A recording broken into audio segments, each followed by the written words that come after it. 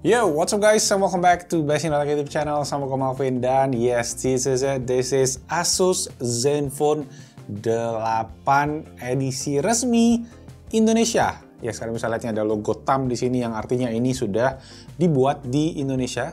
Ini gue zoom sedikit, kalian bisa lihat ya, dibuat di Satusa Persada di Batam, Kepulauan Riau oleh Asus Indonesia. Dan kalian bisa lihat nih guys, ini adalah edisi yang kecil dari kodenya. Kalian bisa lihat layarnya adalah 5,92 inci.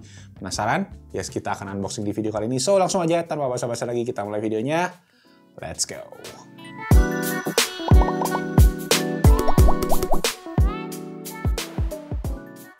Oke, kita buka dulu plastiknya.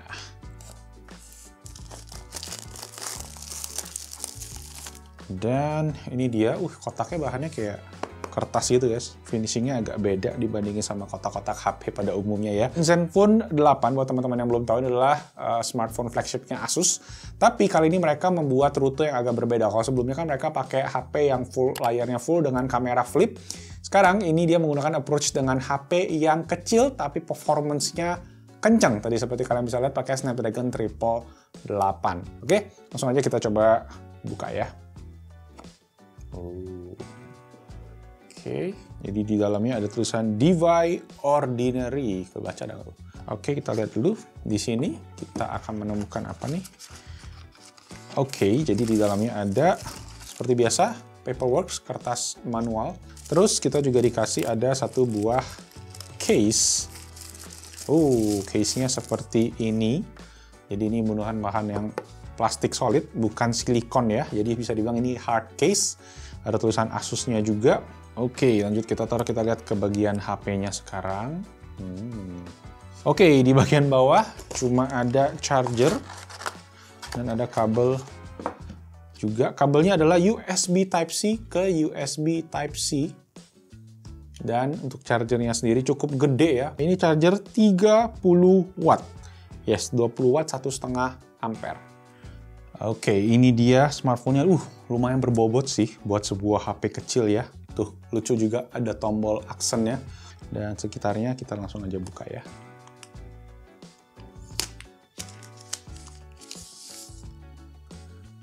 Oke, so ini dia guys, Asus Zenfone 8. Again, kalau kalian bisa lihat ini kecil banget ya pegang tangan. Kalau dari segi ukuran mungkin ini sedikit lebih gede daripada si iPhone 12 mini sih, seingat gue. iPhone 12 mini itu lebih kecil lagi. Oke, di bagian kanan ada tombol volume rocker. Dan kerasa solid banget tombol volume rockernya. Dan juga terakhir sih tombol biru ini yaitu tombol powernya. Which is kita akan langsung aja hidupin HP-nya.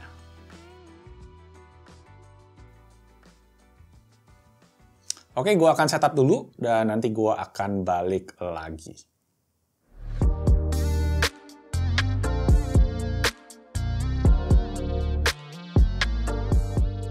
So, yes, here we go guys. Zenfone 8 udah gue pakai. Tadi gue pikirnya mau unboxing aja, tapi ini sekalian gue share ke kalian reviewnya karena gue penasaran banget. Jadi gue cobain ini kurang lebih seminggu terakhir, jadi gue akan share ke kalian experience-nya gimana. Tapi sebelum gue share guys, gue pengen ajakin kalian ikutan tebak-tebakan dulu nih ya. Kira-kira nanti si Zenfone 8 ini bakalan dijual di harga berapa? Kita mulai karena ini kan Zenfone 8 ya. Jadi HP ini angkanya 8. Kita bikin kalau di bawah 8 juta, kalian boleh diklik jempol dulu videonya. Oke? Kalau di atas 8 juta, kalian boleh komen di bawah kira-kira harganya berapa. Oke? Sip? Yes. Langsung aja kita mulai dari yang pertama. Gue pengen bahas desainnya dulu guys, karena in terms of design ya smartphone ini memang kelihatannya plain gitu ya, polos banget gitu kelihatannya. Mungkin ini bakalan hit or miss buat banyak dari kalian, cuma kalau buat gue sendiri, gue sih ya fine-fine aja lah. Gue nggak yang nggak suka, cuma nggak yang suka banget juga sih. Cuma memang kelasannya tuh nggak terlalu yang flashy, yang menarik perhatian banget gitu memang. Kalau orang lihat mungkin dipikir HP apa gitu ya, kayak cupu gitu kelihatannya mungkin. Tapi padahal ya, kalau di mata orang bisnismen mungkin beda. Kelihatannya kayak, wah HP ini minimalis gitu. Mereka nggak tahu aja kalau isinya nih HP tuh ganas gitu. Mungkin ya konsepnya Asus memang pengen ngambil pasar-pasar buat orang yang demen sama HP kecil. Walaupun kelihatannya emang cukup niche ya pasarnya gitu kan. Peminatnya nggak gitu banyak mungkin. Tapi yang gue nggak tahu sih gimana menurut kalian. Ya saat ini sih emang HP kecil dengan performance yang mantap itu pilihannya dikit banget. Cuma ada si iPhone mini. Jadi ya dengan adanya si Zenfone 8 ini, kalian punya pilihan tambahan terutama di Android. Secara build quality, jujur ini overall solid banget, bobotnya tuh kerasa padat walaupun dia kan bentuknya kecil ya. Mungkin kalau bahasa matematikanya tuh kayak massa jenisnya itu padat gitu ya. Mungkin karena bentuknya kecil cuma diisi sama komponen-komponen yang bikin HP ini tuh berasa bobotnya padat gitu. Oke, spesifikasi ini juga berbobot guys, bisa dibilang Snapdragon 888 untuk chipsetnya. RAM-nya ada sama storage 2 pilihan, 8128 sama 16256 GB. Layarnya ini 5,9 inci, resolusinya Full HD Plus dengan panel AMOLED 120 Hz. Baterainya jumbo buat ukurannya ya, ini 4000 mAh ya, buat ukurannya lumayan kan. Fitur-fitur seperti IP68 ada, NFC ada, dan juga yang paling bikin gua kaget adalah ini dia, headphone jack di Zenfone 8 ini. Kemudian out of the box juga kalian dapat sebuah hard case yang lumayan oke, cuma setelah gua pakai seminggu terakhir ini lumayan bocel sedikit-sedikit. Nanti gua akan kasih lihat gambarnya aja. Oke, seminggu terakhir pakai HP ini menurut gue ini HP yang seru guys, exciting gitu. Ngingetin gue sama zaman-zaman dulu awal-awal gue pakai smartphone. Dulu gue apa ya, iPhone 4S itu. Jadi ukurannya mungkin kurang lebih seperti ini, nyaman di tangan juga. Jadi penggunaan satu tangan tuh ujung ke ujung tuh gampang banget di sini. Jadi jempol gue bisa menjangkau keseluruhan layar. Jadi sangat mudah juga. Plus ya di sisi positifnya nggak bikin tangan pegel kali ya, karena pegangnya yang biasa yang gede-gede yang berat-berat. Overall ya nyaman lah dipakainya gitu. Cuma memang karena tadi ukurannya yang kecil ini, mungkin yang jadi pertanyaan banyak dari kalian yang pertama adalah dari segi daya tahan baterainya. Oke, gue share. So far, buat gue penggunaan sehari-hari ya, ini gue pakai Android sebagai HP kerja gue. Baterai 4000 mAh-nya tuh buat gue kerja dapat screen on time sekitar 4,5 sampai 5 jam. Jadi masih oke sebenarnya.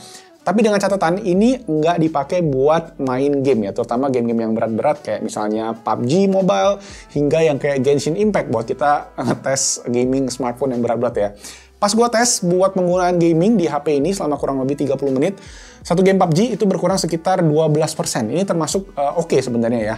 Cuma yang lumayan bocor itu pas gue tes di Genshin Impact. Di settingan highest, ya itu berkurangnya 30% dalam 30 menit. Jadi 1% per menit, dan juga suhu permukaannya ini lumayan panas mencapai 41 sampai 42 derajat Celcius. Wow, panas dan lumayan nggak nyaman di tangan. Jadi again, kalau kalian mungkin tertarik sama HP ini, menurut gua HP ini nggak didesain buat gaming. Walaupun ya kalau kalian pengen ya iseng-iseng gaming, ini kalian jelas bisa maksimal settingan rata kanan. Oke, dari segi charging juga oke banget, dari 10-50% itu dalam waktu 15 menitan aja pas gua tes, dan juga sampai full itu kurang dari 1 jam dengan charger bawaannya yang 30 watt. And yes, Zenfone 8 juga kompatibel dengan wireless charging just in case diperlukan. Oke, sekarang buat multimedia. Menurut gue sih HP ini setelah gue pakai seminggu, enak-enak aja loh. Walaupun ya awalnya gue tuh rada takut, karena kan gue biasa pakai HP gede, terus gue pindah ke HP kecil, gue pikir bakalan bikin tuh nggak enak buat nonton. Ternyata dari segi ukuran menurut gue setelah dipakai enak-enak aja loh. Ditambah juga ini panelnya AMOLED, jadi warnanya bagus, dan juga speakernya juga udah stereo. Jadi kalau kalian pakai ini buat nonton ya drama Korea, buat YouTube, Netflix, dan lain-lain itu bakalan enak-enak aja.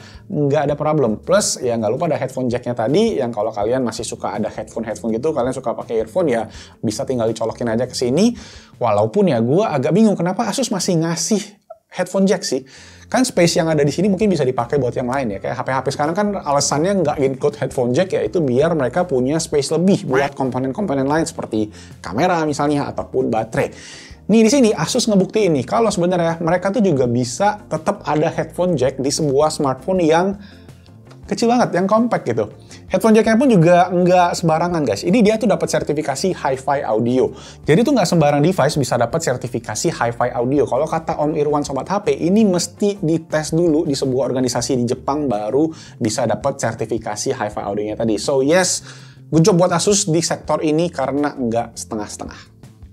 Oke, sekarang ke bagian yang di belakang sini yaitu kameranya. Nah di sini karena memang space-nya terbatas, gua cukup mengerti ya kalau Asus memilih kamera yang terpenting lah. Bisa dibilang yang paling prioritas yang diperlukan sama pengguna di sebuah smartphone, dan gua setuju sama pilihannya mereka. Jadi, si Zenfone 8 ini punya dua buah kamera aja dengan sebuah lensa utama 64 megapiksel dan juga sebuah lensa ultra wide 12 megapiksel. Untuk selfie pakai 12 megapiksel, jadi aman-aman aja. Dari segi hasil foto juga menurut gua ini oke-oke aja sih. Hasil fotonya oke, jepretannya tajam, ultra wide-nya juga enak. Cuma selfie-nya menurut gua skin tone-nya kurang oke sih, itu aja. Secara fitur yang dikasih juga udah cukup lengkap di software-nya tadi, night mode gitu-gitu, panorama semua ada. Jadi gua nggak gitu banyak komplain lah untuk urusan software di kameranya. Oke, so ini dia teman-teman kualitas video dari kamera belakang, kamera utama dari Zenfone 8. Jadi ini tuh kamera utamanya nggak bisa kita switch ke lensa ultrawide, tapi resolusinya di kamera utama bisa sampai 8K. Jadi bisa sampai 8K, jadi mantap banget. Dan kalau kalian pengen ganti ke ultrawide, kita akan coba, kita harus stop dulu videonya. Jadi gua akan sekarang ganti ke ultrawide, oke? Oke, sekarang kita di lensa ultrawide-nya. Nah, untuk di lensa ultrawide sendiri ini stabil banget juga, sama sih dengan lensa utamanya tadi. Ini gue sambil jalan. Dan kalau untuk lensa ultrawide dia nggak bisa sampai 8K, cuma sampai 4K 60 fps saja. Tapi dari segi kualitas gambar, kestabilan ini menurut gue oke sih, oke banget. Bahkan dipakai video juga smooth, stabil banget. Sekarang kita pindah ke kamera selfie-nya. Oke guys, untuk kamera selfie-nya ini videonya bisa sampai ke resolusi 4K, tapi memang nge-crop banget. Ini gue ada, tangan gue udah paling ujung nih, cuma sampai segini aja, jadi bener-bener padet. Tapi dari segi kestabilan kelihatannya oke sih, semua AIS-nya bagus dan kerasa stabil banget juga seperti yang kalian lihat tadi dari kamera utamanya. Oke? Oke, sekarang ngomongin software yang beneran software dari HP-nya ya. Jadi Asus menggunakan OS yang hampir bisa dibilang sebagai stok Android atau Android polosan di Zenfone 8-nya ini guys. Jadi user interface-nya bisa dibilang mirip banget kayak smartphone-nya Google. Tapi agak mirip juga sama yang versi ROG, smartphone ROG ya. Karena kan ya Asus yang punya ROG. Cuma ini dibikin lebih kalem aja untuk warna-warnanya, kalau kalian bisa lihat nih guys. Nggak kayak ROG yang pakai warna merah merona gitu ya. Nah, satu hal yang cukup keren adalah kita tuh udah bisa apply buat Android 12 beta di Zenfone 8 ini. Ini juga lumayan cepat dibandingkan sama OS smartphone merek lain yang mungkin karena tadi mirip sama stok Android-nya. Cuma di versi ini juga ada beberapa bug, ada beberapa error yang gue temuin. Pertama, mulai dari layarnya. Yang setiap gue balik dari aplikasi ke home screen gitu guys, dia tuh tiba-tiba kayak agak ngeredup gitu layarnya. Kayak berasa gitu, ada kalau kalian bisa lihat juga di video ini. Dan satu lagi adalah problem di WiFi yang suka tiba-tiba nggak connect lagi. Itu hopefully cuma problem di software aja dan juga bisa segera di fix sama Asus.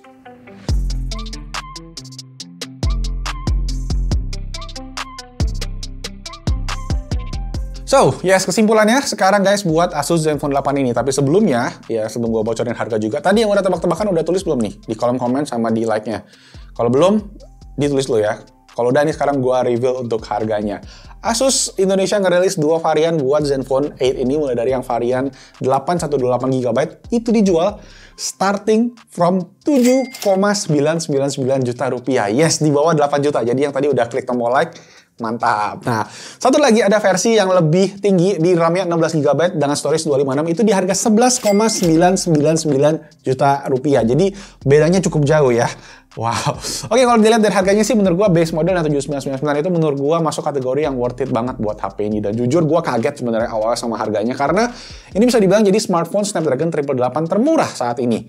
Dan sebagai sebuah smartphone juga menurut gua ini HP yang punya niche, punya keunikan banget, desainnya compact, performance-nya oke, kenceng, dan pemilihan kameranya tadi yang juga gua setuju ya. Dan bisa dibilang ya untuk sebuah HP ya ini unik banget sih buat saat ini.